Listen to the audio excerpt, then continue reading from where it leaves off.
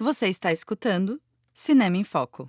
Alunos da Escola Internacional de Cine e Televisão de San Antônio de los Baños, Cuba, das gerações 30 e 31, conversam com cineastas brasileiros que também são professores da EICTV. Episódio 3. Roteirista Marina Meira. Sejam bem-vindas a mais um episódio do nosso podcast. Meu nome é Beatriz, eu sou estudante de roteiro da ICTV Cuba e hoje vamos entrevistar uma pessoa muito querida por toda a nossa comunidade. Nascida no Rio de Janeiro, ela é roteirista graduada pela faixa com maestria em escritura de guião audiovisual pela ICTV Cuba.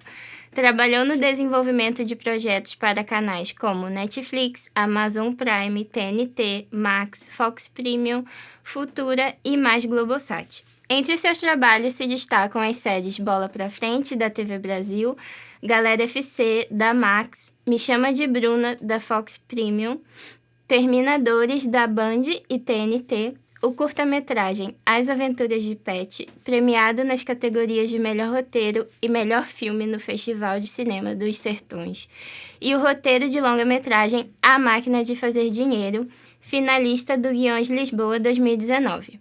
Ela também colaborou com as séries Temporada de Verão e Sem Filtro, da Netflix. Integrou a curadoria dos concursos de roteiro Frapa e Rota e atua como consultora no Cabiria Lab, Pajubá Lab e no Festival Nuevas Miradas. Atualmente integra a Cátedra de Guião da Escola de Cine e TV de San Antônio de los Baños e está em pós-produção com o curta-metragem Primeira Ensenhança, junto a realizadoras cubanas na sua estreia como diretora. Estamos aqui com Marina Meira. Uhul! Muito obrigada por aceitar nosso convite, Marina. Como você está se sentindo hoje? Ansiosa, porém feliz de estar aqui com vocês, verdade. Você tem alguma personagem com a qual você sente grande identificação? Você já encontrou essa personagem em algum momento? Eu gostei que como você coloca que é como você já encontrou seu personagem, né? Tipo, essa busca ainda... Sim. Eu poderia dizer que é fragmentado, porque é assim que eu sinto. Quando eu vi fragmentado, eu falei, talvez seja, né? Uhum. Não, mentira, brincando um pouco. Eu fiquei refletindo sobre essa pergunta e o que eu acho que, assim... o legal disso é justamente que a gente consegue se identificar com diferentes personagens ao longo da vida, né? Desde, não sei, sim. sei lá, isso. Se identificar também com um vilão, se identificar também com um personagem totalmente de um universo que a gente nem acessou, de uma ficção científica, de um mundo distópico, de um... Sei lá, eu acho a loucura da vida quando a gente, por exemplo, se identifica com um Wall-E, sabe? Com um robozinho, um pós-apocalíptico feito em animação. E eu acho isso muito bonito, assim. Então, não sei, eu acho que é isso. É legal como você colocou, porque eu acho que é justamente essa busca, assim, que a gente vai passando, né? Os personagens vão ficando com a gente também. E em qual período da sua vida você percebeu que gostava de escrever? Eu sempre escrevi. Assim, desde que eu entendi que eu podia escrever, eu sempre escrevi. Escrevia música, compositora, escrevia poemas, contos, escrevia assim de um tudo. Escrevia peças de teatro para a galera do meu condomínio. Que legal! Mas sabe o que eu também fui entendendo? Que ser roteirista não é necessariamente gostar de escrever. Porque ser roteirista é você... Roteiro não é literatura, roteiro é também literatura, né? Então, muitas vezes a gente se frustra porque a gente acha que saber escrever, ou por saber, achar que sabe escrever, né? Sei lá o que isso possa significar. Mas, ou por gostar muito de escrever, necessariamente a gente vai ser roteirista. Mas eu tô entendendo que isso pode estar separado também, sabe?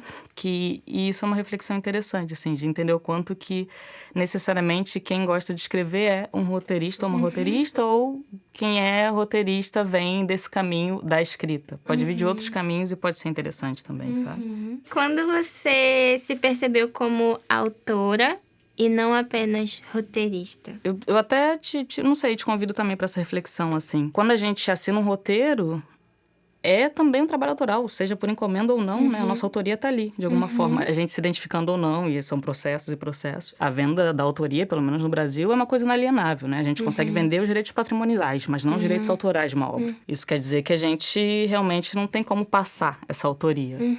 Então, todo roteiro que a gente assina é, de fato, autoral, de alguma maneira, né? Mais ou menos, enfim, identificando. Então, que a gente tende a pensar que o roteiro é muito um exercício da mente, de uma subjetividade, mas não só é muito mecânico, a gente esquece o quanto é mecânico, né? E muitas vezes a gente se depara com essa mecânica e é isso, é duro. O corpo sente, sabe? Você começa a ter dor de coluna, você começa a ter, sabe? Sim. E eu concordo com você. Mas assim, dito isso, eu já assinei coisas que eu não me identificava, assim, em nada. E foi isso, assim. O resultado pra mim foi muito dolorido. Então, acho que a gente é sempre autor, mas às vezes ser autor dói mais. E quando não dói, é um privilégio, isso eu descobri. Quando a gente fala do corpo, né? Eu falo muito pensando na Leda Maria Martins, que é uma escritora negra, e ela fala: escrever também é um trabalho corporal, sabe? Então, realmente, a gente esquece isso pelas horas que a gente passa sentada escrevendo. Quando você começa a escrever uma nova história, você gosta de partir de uma palavra, uma imagem, um som? Títulos me vêm de uma maneira doida. Eu tenho muitos títulos. Eu tenho um bloco de notas que é só de títulos, assim, gigantesco. Títulos que me vêm do nada. Às vezes eu acordo com um título na cabeça, um título, né? Uma frase na cabeça. E frases muito malucas, assim, que não fazem o menor sentido naquele momento, mas eu fico, caramba, eu vou usar isso em alguma coisa.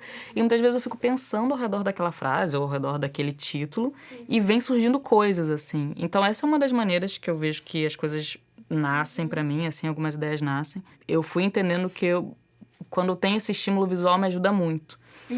E tem uma coisa que eu também tenho refletido muito, que enfim, não é uma discussão nova, mas que eu vejo que durante muito tempo trabalhando com roteiro, eu ficava muito numa busca, isso que a gente falou lá no início de escrever, da escrita, né, relação com a escrita e tudo.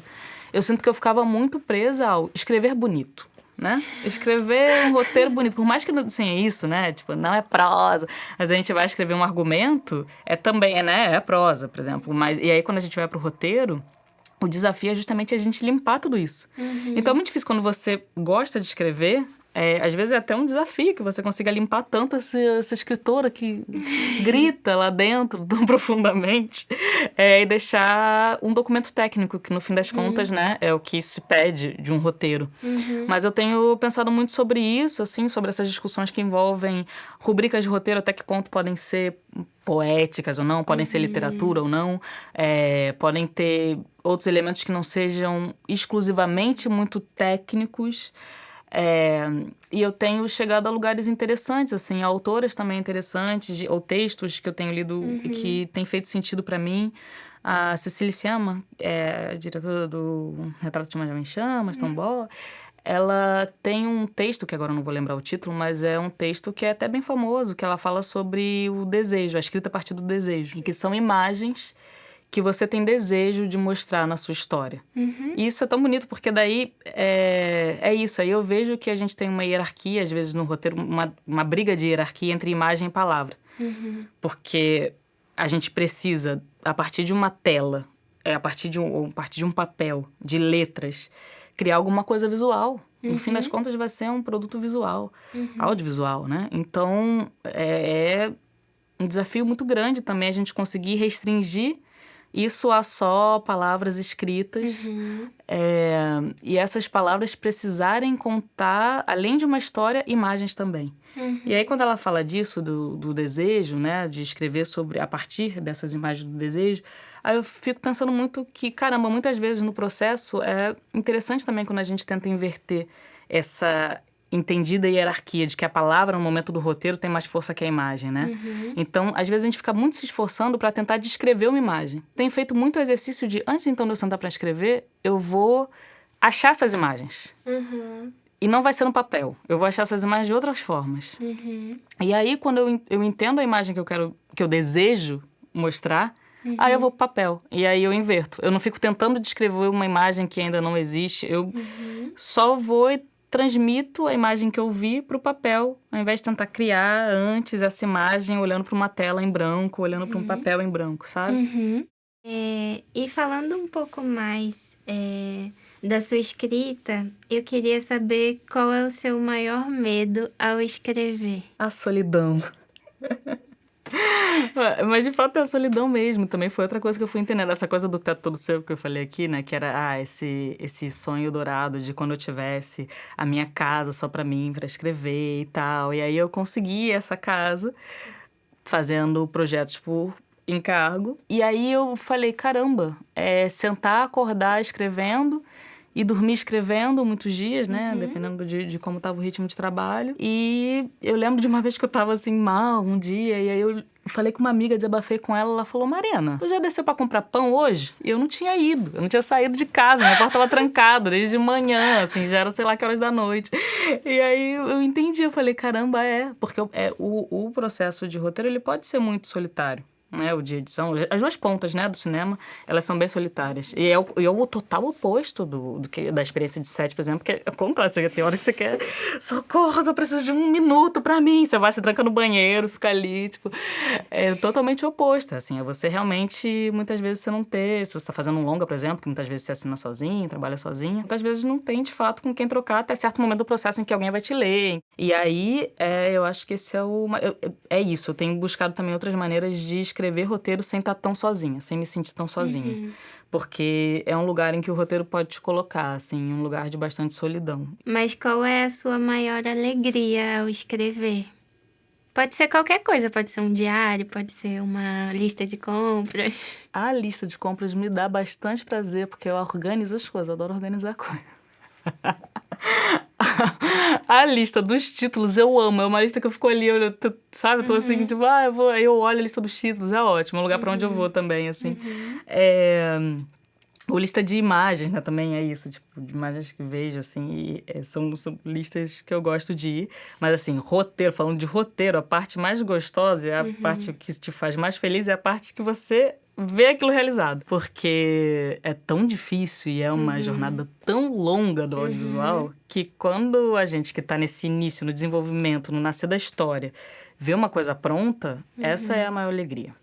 E quando você fala pronto, você fala a peça audiovisual? A peça audiovisual, que também é complexo, né? Porque muitas vezes a peça audiovisual, o produto final, ou, enfim, você ir pra um set, ver... Eu lembro a primeira vez que eu fui pra um set, assim, depois de ter escrito um roteiro, era um longa, e eu fui pro set, ver a coisa acontecendo, ver a coisa sendo gravada. Eu lembro, assim, do caramba, olha, esse personagem, essa fala que eu escrevi lá, tá agora, toda essa gente aqui trabalhando e botando essa fala pra ganhar vida também, sabe? É um momento muito bonito mesmo. Então, eu acho que isso, de quando ganha outras pessoas. Eu acho que volta um pouquinho também na coisa da solidão, porque é isso, é quando ganha outras pessoas, né? Sim. Quando o projeto envolve outras pessoas e quando o projeto... E aí, eu acho que, de fato, um roteiro ganha vida, uma história ganha vida, o projeto ganha vida.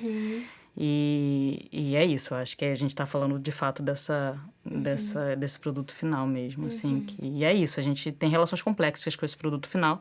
E acho que tem uma questão no roteiro que é essa, né? Que a gente se acha muito detentor também da história no início, né? E aí ela vai passando por tanto uma cadeia tão grande de gente, de outras visões, de outras coisas, de outras realizações, que muitas vezes a gente olha no final e fala, caramba, não é nada disso que eu pensei, que eu imaginei lá atrás. Quanto mais desprendido disso a gente é, mais feliz a gente é.